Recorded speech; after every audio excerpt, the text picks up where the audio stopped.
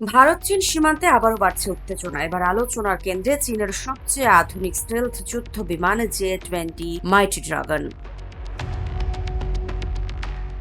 সম্প্রতি সংবাদ মাধ্যম এনডিটিভির বরাতে জানা যায়, স্যাটেলাইট ইমেজে দেখা গেছে ভারতের সীমান্ত ঘেঁষা দুটি বিমান ঘাঁটিতে একসঙ্গে 11টি জে-20 যুদ্ধ বিমান মোতায়েন করেছে চীন। এর মধ্যে শিনজিয়াং এর হোতান বিমান ঘাঁটিতে রয়েছে 7টি, আর তিব্বতের দামসুং ঘাঁটিতে রয়েছে 4টি। বিশেষজ্ঞরা বলছেন, ভারতের দিকে চীনের জে-20 মোতায়েনের ক্ষেত্রে এটিই এখন পর্যন্ত সবচেয়ে বড় উপস্থিতি। সবচেয়ে গুরুত্বপূর্ণ বিষয় হলো, এই ঘাঁটিগুলো ভারতের লাদাখ ও অরুণাচল সীমান্তের খুব কাছাকাছি। ফলে প্রয়োজনে খুব অল্প সময়ের মধ্যেই এসব যুদ্ধ বিমান সীমান্ত এলাকায় অভিযান চালাতে সক্ষম।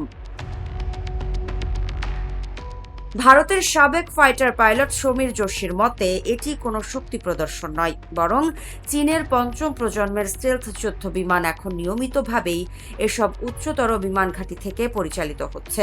অর্থাৎ ভারতের উত্তর সীমান্তে কম শনাক্তযোগ্য যুদ্ধ বিমানের উপস্থিতি এখন বাস্তবতা।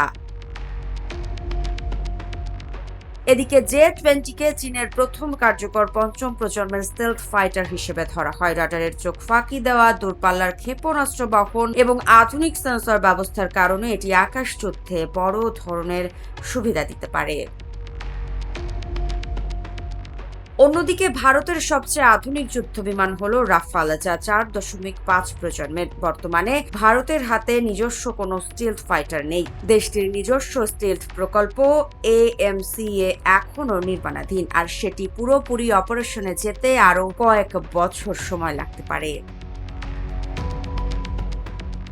এদিকে বিভিন্ন প্রতিরক্ষা বিশ্লেষকদের ধারণা, চীনের জে-20 বহর দ্রুত বাড়ছে। 2026 সালের মাঝামাঝি সময়ে এই বিমানের সংখ্যা কয়েকশোতে পৌঁছেছে বলে অনুমান করা হচ্ছে, আর 2030 সালের মধ্যে তা 1000-এর কাছাকাছি যেতে পারে।